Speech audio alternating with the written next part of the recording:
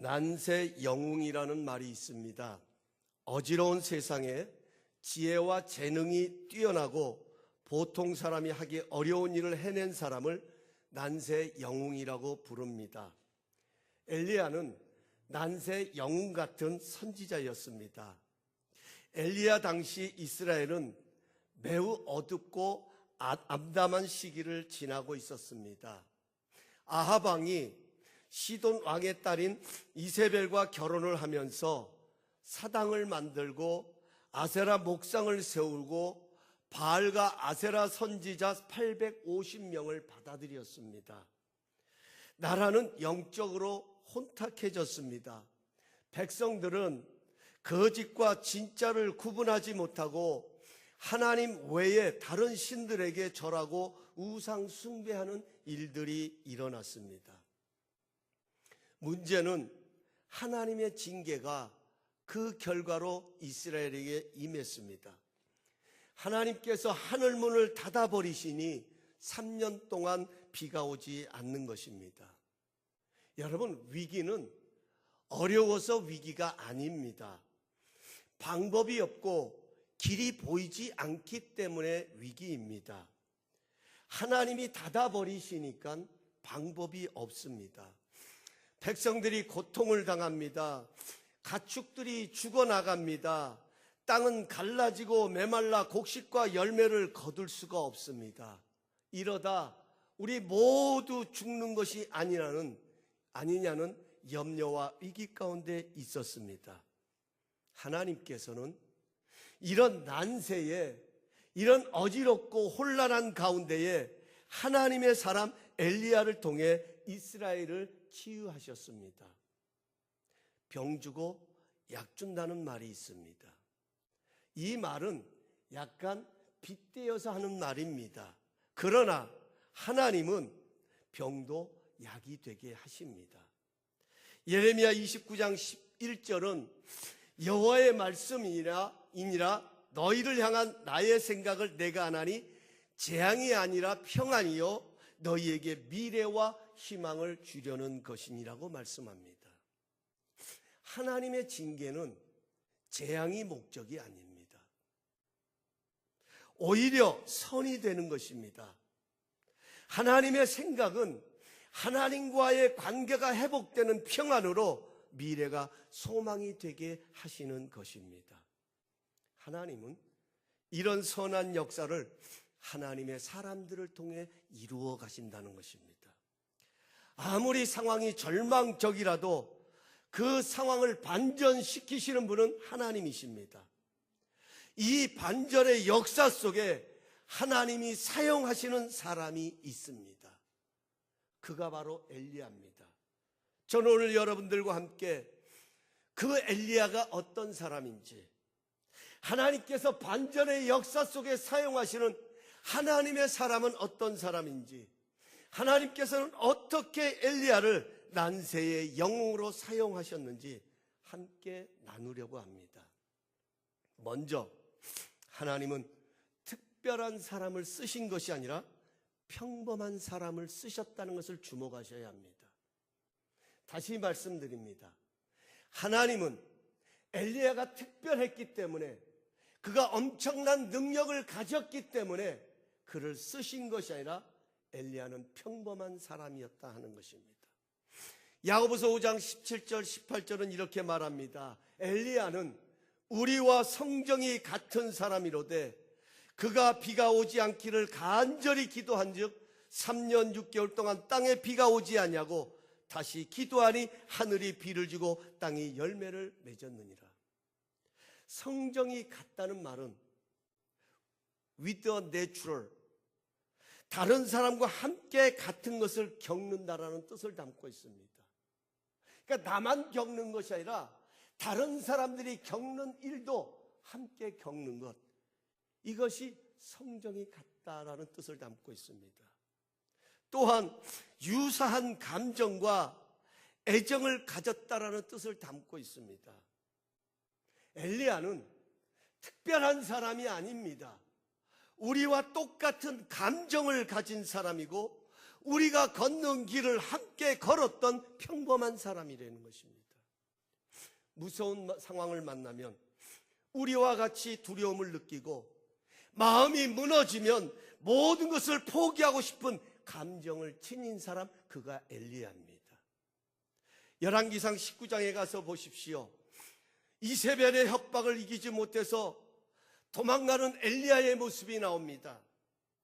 뿐만 아니라 로뎀 나무 아래서 하나님을 향하여 죽기를 간청하는 이런 엘리야의 모습이 나옵니다. 여러분, 이것이 어디 850명이라고 하는 선지자들과 싸워 이긴 사람의 모습입니까?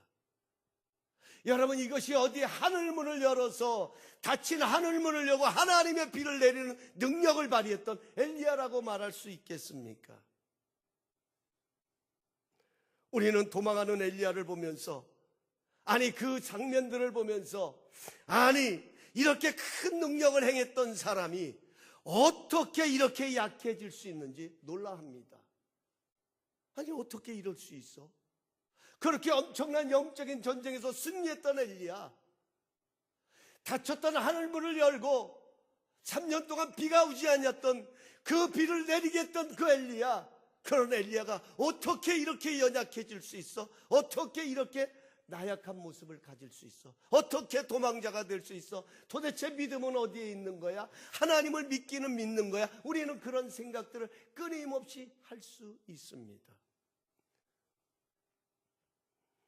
맞습니다. 그럴 수 있습니다. 왜냐하면 엘리야는 우리와 똑같은 성정을 가진 자이기 때문입니다. 하나님은 특별한 사람을 쓰시는 것이 아니라 하나님이 사용하시기에 특별한 것입니다. 난세 영웅은 하나님이 그 인생을 사용하시기에 만들어지는 것입니다. 그 사람이 특별해서 난세 영웅이 되는 것이 아니라 하나님께서 그 인생을 붙들어서 사용하시기 때문에 난세의 영웅이 되는 것입니다. 성경을 보십시오. 하나님께 쓰임받은 사람치고 능력이 넘쳐서 모든 것을 갖추었기에 쓰임받은 사람이 어디에 있습니까? 없습니다. 모두가 부족함이 있고 약함이 있습니다. 그 대표적인 인물이 모세입니다. 하나님께서 모세에게, 어찌할 바를 모르는 모세에게 물었습니다. 내 손에 있는 것이 무엇이냐? 내가 지금 가지고 있는 것이 무엇이냐? 여러분, 이 질문은 정말 중요한 질문입니다. 여러분의 손에 있는 것이 무엇입니까? 여러분이 자랑할 만한 것이 무엇입니까? 여러분이 지금 하나님 앞에 내어볼 수 있는 당당한 것이 무엇입니까? 모세는 지팡이였습니다. 그는 지팡이밖에 없었습니다. 그런 마른 막대기도 하나님의 손에 붙들리니까 홍해를 가르는 능력의 지팡이가 되었습니다. 왜 하나님은 이렇게 평범한 자들을 통해서 역사하실까요? 왜 하나님은 나 같은 사람을 통해서 하나님의 일을 펼쳐 가시기를 원하실까요? 왜 하나님은 나같이 부족하고 연약한 자를 끝까지 포기하지 아니하실까요? 왜 끝까지 우리를 사랑하실까요? 크게 두 가지 이유입니다. 하나는 하나님의 일은 하나님의 방법과 능력으로 이루어지기 때문입니다.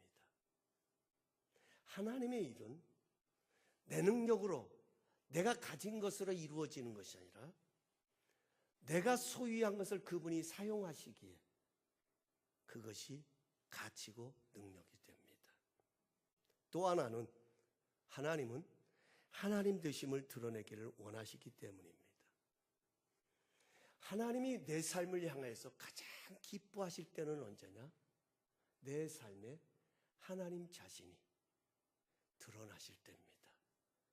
나를 통해서 하나님의 존재감이 드러날 때입니다. 이때 나도 기쁘지만, 아니 나는 영광스럽지만 하나님은 기뻐하십니다. 너무나도 행복해 하십니다. 왜냐하면 이것이 하나님이 우리 가운데 거하시는 목적이기 때문입니다. 여러분, 우리가 함께 읽었던 이 본문 앞에 부분에 가서 보면 갈멜산에서 엘리야가 바알과 아세라를 섬기는 선지자 850명과 혼자 영적인 전쟁을 치르는 장면이 나옵니다. 이 전쟁의 핵심은 하늘에서 불을 내려서 제단과 제물을 태워오는 그 신이 진짜 신이라는 것입니다. 어떤 신이 참된 신인지를 나누는 것입니다. 구별하는 것입니다. 그런데 엘리야는 물통에 물을 가득 채우다가 제단과 나무 단위에 부으라고 합니다. 그렇게 하기를 3번씩이나 반복합니다. 여러분, 나무는 마른 장작이 불에 잘 탑니다. 마른 장작은 사람의 힘으로도 얼마든지 태울 수 있습니다. 그러나 젖은 것은 하나님의 불이 아니고서는 불이 붙을 수가 없습니다.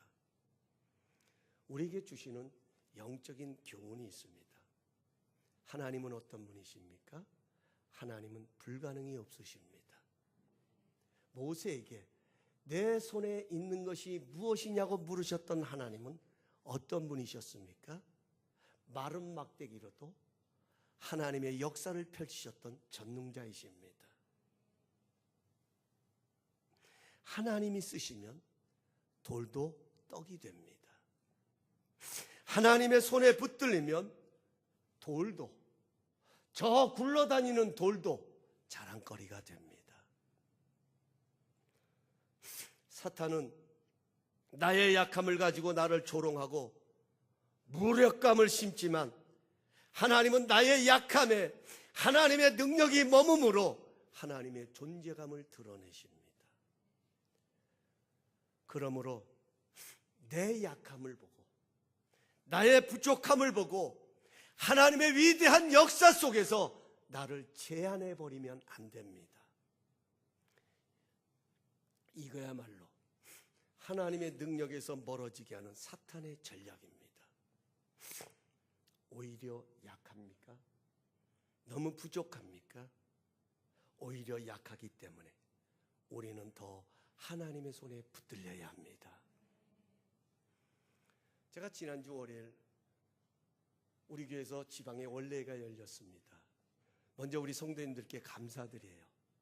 우리 성도님들이 십시일반 참 이런 모습 저런 모습으로 섬겨주셔서 아주 성대하게 풍성하게 원례를 잘 마쳤고, 또 우리 참석하신 모든 목사님들 또 사모님들 전도사님들 참 행복한 모습으로 돌아가셨습니다. 귀가하셨는데요. 그 지난주 원례를 하면서 이 자리에 앉아서 예배를 드리는데 문득 제 마음에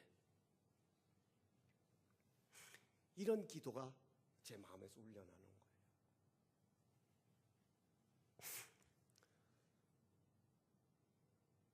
우리 교회가, 아니 우리 교회 사역들이, 아니 우리 성도님들의 삶이, 지금 우리의 성도님들의 삶의 현장이 주님의 손에 붙들리는 역사가 있기를 원합니다. 이런 기도가 원례를 드리면서 제 안에 일어나는 거예요.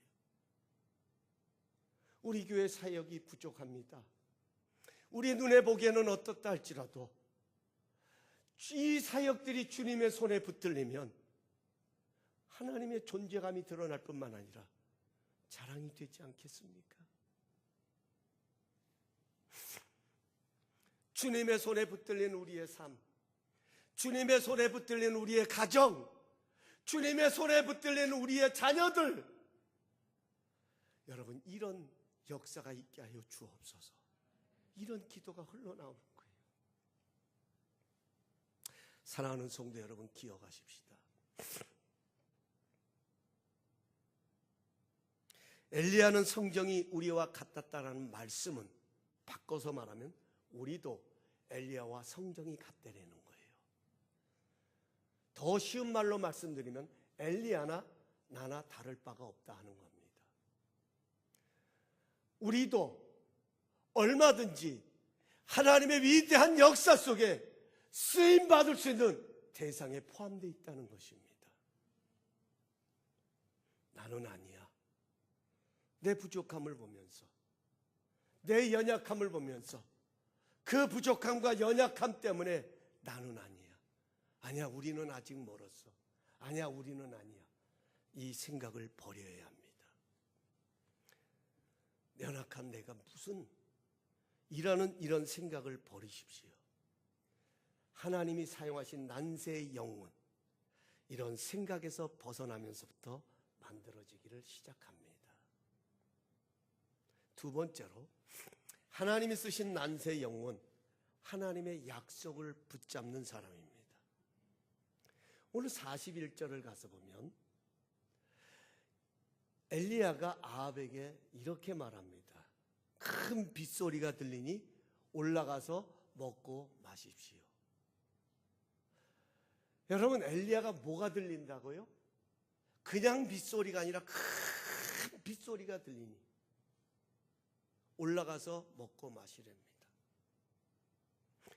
아합에게 들리지 않는 빗소리가 엘리야에게 크게 들렸습니다. 먹구름이 하늘을 뒤덮었다면 비가 오려고 하나보다, 엘리야의 말처럼 뭔가 좀 큰 비가 내려오려나 보다 라고 올라가서 먹고 마실 것입니다. 하지만 하늘은 전혀 비가 오지 않을 것 같이 푸르기만 합니다. 그런데 엘리야는 큰 빗소리가 들린다라고 말합니다. 어떻게 엘리야는 이렇게 말할 수 있었을까요? 여러분, 우리 눈에 보여서 우리가 말할 수 있는 것이 아니라, 어찌 보면 믿음은 보지 않는 것의 증거라고 말씀했는데, 어떻게 우리가 믿음을 말할 수 있으며, 어떻게 우리가 하나님의 위대한 일을 내 눈에 보이지 않고 내 손에 잡히지 않고 내 귀에 들리지 않아도 우리가 말할 수 있단 말입니까? 오늘 열왕기상 18장 1절에 가서 보면 하나님께서 엘리야를 아합에게 보내실 때 그냥 보내시지 않습니다. 분명한 약속을 담아 보내십니다. 그것이 바로 뭐냐면, 내가 비를 지면에 내리리라. 내가 비를 땅에 내리겠다. 하나님이 약속하셨습니다. 여러분, 아합 왕이 그 18장 1절 이하에 가서 읽어보면 엘리야를 잡아 죽이려고 얼마나 찾아 헤맸는지 모릅니다. 나라의 온 백성들, 온 충신들, 온 군사들을 풀어서 엘리야를 잡아오도록 그렇게 했습니다. 그런데 하나님께서 엘리야를 아합에게 보내십니다. 목숨을 내놓고 가는 거예요. 왜 보내셨느냐? 너로 인하여 이 땅에 비를 내리겠다. 약속을 주셨습니다. 엘리야는 이 하나님의 약속을 붙잡고 아합에게 나갑니다. 믿음은 바라는 것들의 실상입니다. 하나님은 우리 안에 소원을 두시고 행하시기를 기뻐하신다라고 말씀하십니다. 그 하나님의 능력을 믿음으로 계속 그려가는 겁니다. 그래서 하나님의 사람은 긍정을 말할 수 있는 거예요. 그래서 하나님의 사람은 남들이 하소연하고 염려하고 위기를 이야기할 때도 희망을 노래하고 소망을 말할 수 있는 것이 바로 믿음의 사람입니다. 하나님은 반드시 그 귀에 들린 대로 행하신다라고 약속하셨습니다. 내가 믿음의 말을 하면 하나님은 그 믿음대로 그 일을 이루어 가신다라고 말씀합니다. 왜요? 하나님은 지으시고 성취하시는 하나님이시기 때문입니다. 여러분, 우리가 함께 읽는 이 성경 말씀은 하나님의 감동으로 되었다라고 말합니다. 하나님의 감동으로 쓰여진 것입니다. 하나님의 약속의 말씀입니다. 그래서 시편 1편 1절은 복 있는 사람은 이 하나님의 약속의 말씀을 주야로 묵상하는 자로다라고 말하고 있습니다. 하나님께서 만드신 난세의 영웅은 하나님의 약속을 붙잡는 사람입니다. 하나님의 약속을 믿음으로 붙잡는, 그를 통해서 그와 함께 하나님은 하나님의 위대한 일을 펼쳐 가십니다. 내 능력, 내 이해심, 내 어떤 경험이 아니라, 아니요, 여러분 하나님의 약속을 붙잡으십시오. 어떤 것이라 할지라도 하나님의 성경을 읽다가 하나님이 내게 들려주신 그 말씀 붙잡으십시오. 세 번째로, 하나님이 쓰신 난세의 영웅은 기도하는 사람이었습니다. 이 구절은 참 중요하니까 우리 함께 다시 한번 읽었으면 좋겠어요. 42절입니다.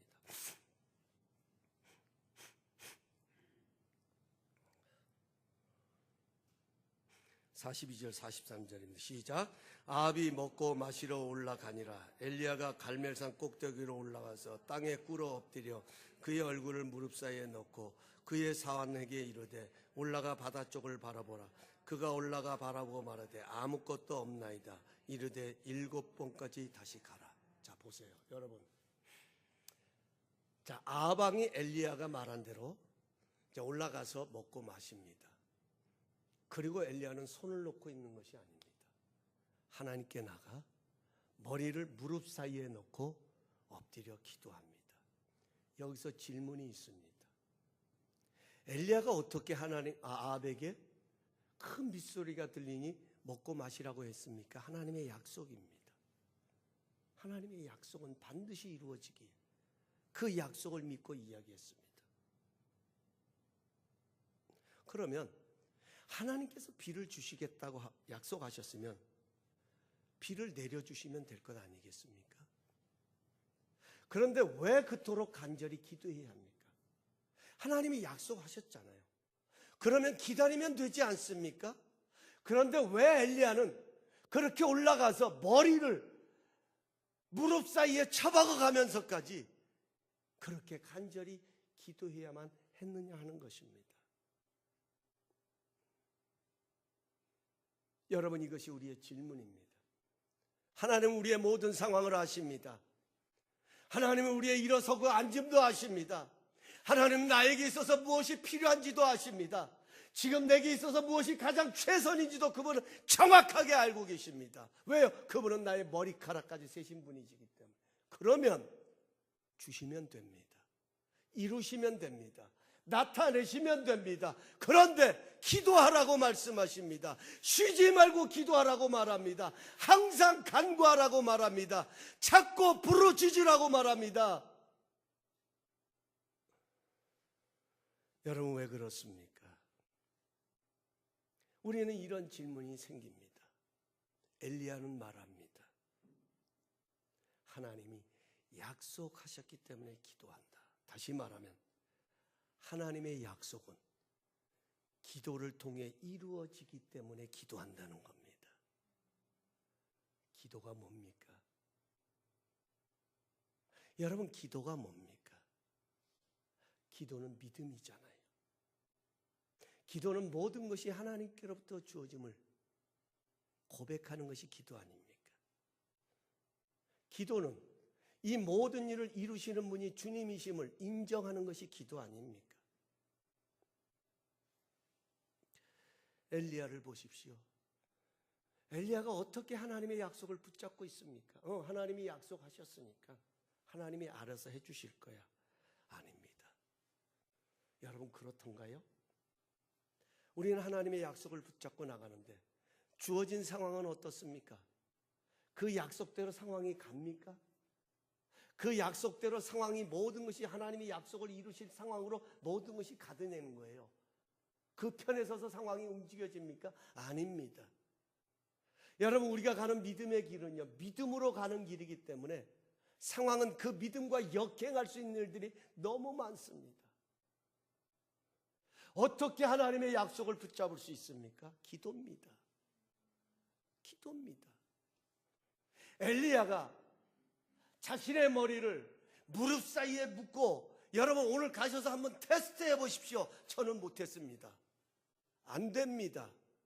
그만큼 그렇게 자신의 머리를 무릎 사이에 넣고 하나님께 기도했다는 것은 하나님께만 집중한다는 거예요. 다른 것이 보이지 않도록 기도를 하나님께 집중했다는 거예요. 이게 기도의 능력입니다, 여러분. 내가 기도하면 하나님이 들어주시기 때문에, 내가 기도하면 하나님이 척척 알아서 해주시기 때문에, 내가 기도했기 때문에 하나님이 응답해 주셨다. 여러분, 틀린 말은 아닙니다. 맞습니다. 그러나 여러분, 우리가 그래서 기도하는 것 아닙니다. 우리는 기도하지 않으면요, 하나님의 약속을 붙잡을 능력이 없습니다. 하나님의 약속은 믿음이 있어야 붙잡잖아요. 좋은 말이라고 붙잡을 수 있는 게 아니잖아요. 아니요, 정말 그렇게 되기를 원하는데 상황을 왜 그렇게 딴 곳으로 흘러갑니까? 다른 세상으로 흘러갑니까? 우리는 기도를 통해서 하나님이 약속을 붙잡는다는 겁니다. 여기서 우리는 하나님이 사용하시는 사람의 원리를 봅니다. 여러분, 하나님이 사용하는 사람은요, 반드시 하나님이 원하시는 자리에 머뭅니다. 여러분, 영적 고지론이라고 하는 요즘 그런 말들이 나옵니다. 이 영적 고지론이라는 게 뭐냐면, 여러분, 군인이 고지를 이렇게 탈환하잖아요. 그 목표점이 있어야지 그 고지를 탈환하는 그런 내용인데요. 우리는 믿음 생활을 하면서, 신앙 생활을 하면서 이런 스스로 영적 고지론을 세웁니다. 그래서 목표를 세워요. 내가 이렇게 되면 하나님의 일을 할 수 있어. 내가 이렇게 되면 할 거야. 아니야, 지금은 아니야. 아니야, 지금은 너무 부족해. 아니, 지금은 내가 이만큼 되면, 내가 이러한 수준에 오르면, 내가 이 정도의 믿음이 되면, 내가 이런 모습이 되면 이렇게 할 거야. 그런데 이것은 하나님이 원하심이 아닙니다. 난세 영웅을 만들어 가시는 하나님의 방법이 아닙니다. 하나님이 원하시는 것은 나중이 아니라 지금입니다. 있는 그 자리에서, 있는 상황에서, 있는 모습 그대로 나오라는 것이 주님의 초청입니다. 수고하고 무거운 짐진 자들아, 다 내게로 오라. 모든 것을 털어버리고 오라는 것이 아니라, 모든 것을 해결하고 오라는 것이 아니라, 문제투성이가 있으면, 아픔이 있으면, 고통이 있으면 있는 그 모습 그대로 나오라는 겁니다. 왜? 하나님이 그것을 사용하셔서 난세의 영웅을 만드시겠다는 겁니다. 나와서 기도로 주님의 약속을 붙들라는 것입니다. 기도로 주님의 약속의 성취를 맛보라는 것입니다. 하나님의 능력은 기도하는 사람과 함께 하십니다. 기도가 있는 곳에 하늘문이 열리는 것을 우리가 경험하지 않습니까? 우리 교회가 기도하는 교회가 될 때 하나님은 이 우리 다감사교회를 향하여 하늘문을 활짝 여실 줄로 믿습니다. 꼭 기억하십시다. 하나님은 우리가 성공했기 때문에 기뻐하시는 분이 아니라 우리가 하나님이 원하시는 길을 가기 때문에 기뻐하십니다. 하나님은 우리가 꿈꾸는 것을 이루어서 기뻐하시는 것이 아니라 하나님이 인도하시는 길에 서 있는 것을 기뻐하십니다. 약하면 약한 대로 있는 자리에서 하나님을 섬기는 것입니다. 하나님은 이런 사람들을 통하여서 하나님의 일을 이루어 가신다 하는 겁니다. 저는 말씀을 준비하면서 우리 다감사교회를 한번 생각해 보았어요. 여러분, 얼마나 감사합니까? 왜 아멘이 없으십니까? 감사해요. 하나님은 지금 우리 다감사교회에 어떤 큰 부흥을 주셔서 일하시는 것이 아니라 이런 상황 속에서도 묵묵히, 연약해도, 부족해도, 가진 것이 없어도 있는 모습 그대로 섬기는 그 섬김을 통해 하나님은 지금도 우리 교회를 통해서 일하고 계신다고 저는 믿습니다. 여러분, 이런 헌신이 있는 한 하나님은 이 교회를 통해 하나님의 일을 이루어 가실 것입니다. 반대로 이런 헌신이 멈추면 하나님도 하나님이 하시는 일을 멈추실 거예요. 저는 이렇게 말씀을 준비하면서 정말 또 제 자신도 돌아보았어요. 저의 목회를 돌아보면서 그렇다. 여러분, 제가 능력이 있어서 인내하는 것 아닙니다.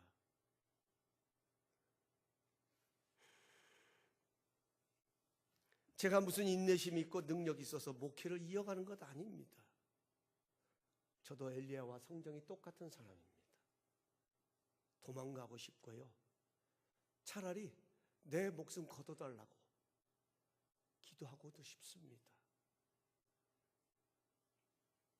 그럼에도 이렇게 연약하고 부족해도 언제 꺼질지 모르는 꺼져가는 심지 같은 저이지만 이렇게 부족한 저를 돕는 손길이 있고 때에 따라서 필요할 때 함께하는 손길들이 있기 때문에, 여러분들이 있기 때문에, 여러분의 사랑이 있고 여러분의 기도가 있기에 하나님은 부족하지만 저를 통해 지금도 저를 붙드시고 일하고 계신 줄로 믿습니다. 꼭 기억하십시오. 제가 지난 금요일 날 말씀을 나누려다가 바꿨습니다만 고린도후서 8장에 가서 보면 마게도냐와 아가야에 있는 성도들의 헌금을 가지고 바울이 칭찬하고 감동하는 장면이 나옵니다. 그런데 너무 놀라운 것은 그들의 준비된 예물로 인하여서 그 예물을 받는 많은 성도들이 감사하게 된다 하는 겁니다. 근데 제가요, 이번 우리 지방의 원례를 하면서 그것을 보았어요.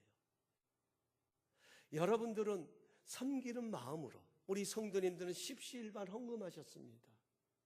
그런데 목사님들은 그 헌금을 통해서 대접을 받고 섬김을 받으면서 뭐합니까? 감사해야 하는 거예요. 이게 하나님이 일하시는 방법이에요. 지금도 하나님은 이렇게 일하신다는 거예요. 우리 이번에 필리핀 선교지 놓고 지금 기도하고 있습니다. 하나님이 허락하시면 그곳에 우리 교회도 성전이 없지만, 우리의 자체 성전 없지만 그 필리핀 땅 아티폴로스라고 하는 그 땅, 그곳에 하나님의 성전이 우리 교회 이름으로 세워지길 원하는 마음으로 기도하고 있습니다.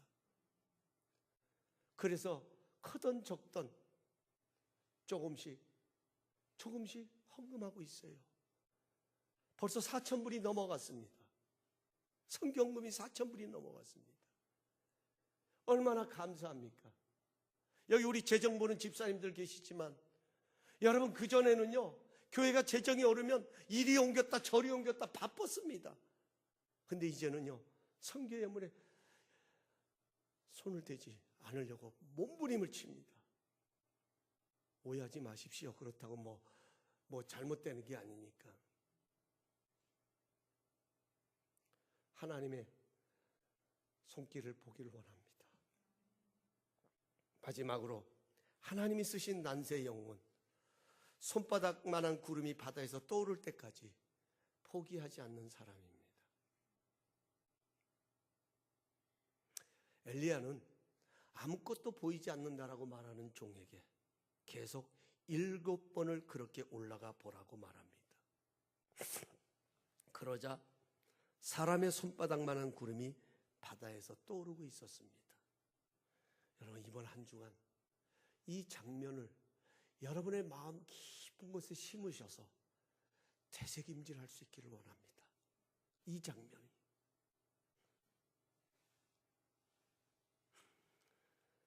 사람의 손바닥만한 구름이 바다에서 떠오른다라고 말하자 엘리야는 이게 뭐야 라고 말하지 않았습니다. 아니, 큰 비를 주시려면 큰 먹구름을 주셔야지 손바닥만한 구름이라고 불평하지도 않았습니다. 그 작은 손바닥만한 구름도 하나님의 역사였습니다. 손바닥만한 작은 구름은 하나님의 역사의 시작이었습니다. 엘리야는 구름에 담겨있는 하나님의 큰 능력을 보았습니다. 지금도 하나님은 이렇게 일하십니다. 우리 다감사교회도 손바닥만한 구름에서 큰 비를 보는 믿음의 사람을 통해 이 교회를 이끌고 계십니다. 오늘 45절에 보시면 이렇게 시작합니다. 조금 후에 구름과 바람이 일어나서 하늘이 캄캄해지며 큰 비가 내리는지라 아합이 마차를 타고 이스라엘로 가니. 여기 조금 후에라는 단어를 NIV 영어 성경을 그대로 직역하면 그동안에라는 뜻입니다. 그러니까 엘리야가 포기하지 아니하고 기도하는 동안에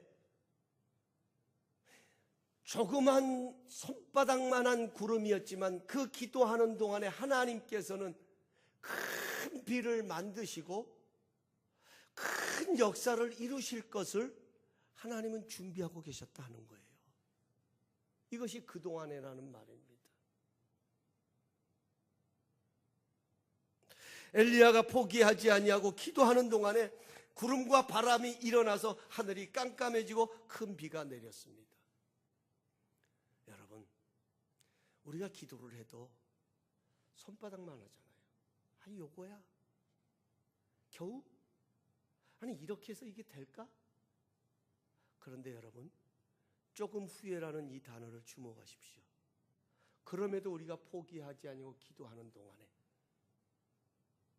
하나님은 그 손바닥만한 구름을 주님의 것으로 채우십니다. 아무것도 아닌 것 같지만, 물고기 2마리와 떡 5개지만 우리 주님께서는 그 연약한 것을 하나님의 능력으로 채우셨잖아요. 할렐루야. 이게 우리가 경험하는 하나님의 위대하심의 능력입니다. 내가 가진 것은 이것이지만 이것을 가지고 포기하지 않고 끝까지 기도할 때 하나님은 이 나머지를 하나님의 능력으로 채우신다는 거예요. 그래서 난세 영웅이 되어집니다. 사랑하는 성도 여러분, 우리에게도 손만한 구름을 본 적이 있을 것입니다. 영적으로 달 듯 말 듯, 길까 말까.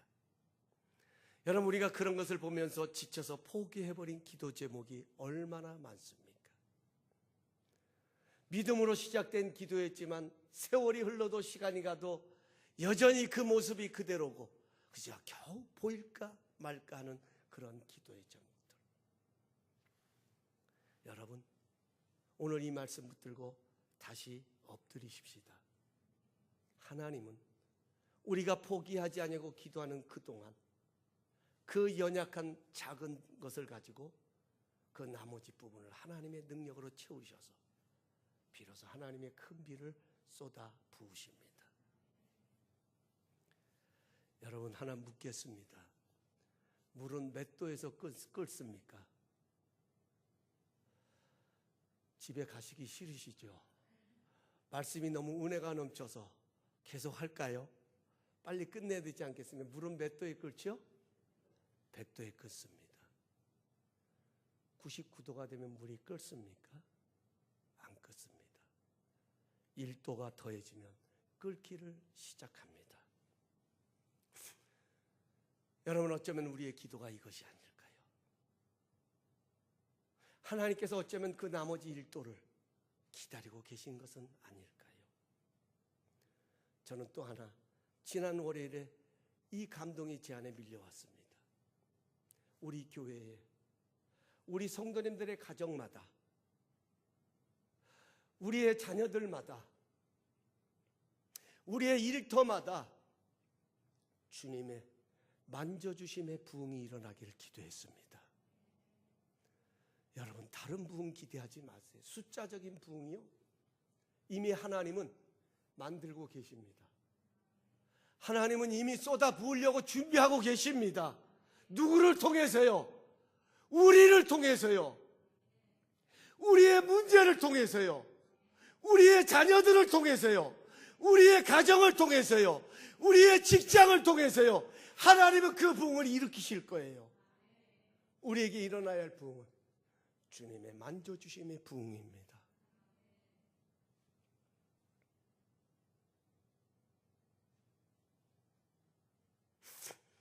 사랑하는 성도 여러분, 세상은요, 기대가 크면 실망도 크다고 말합니다.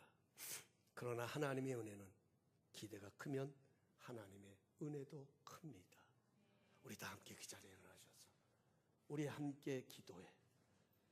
우리 함께 기도해.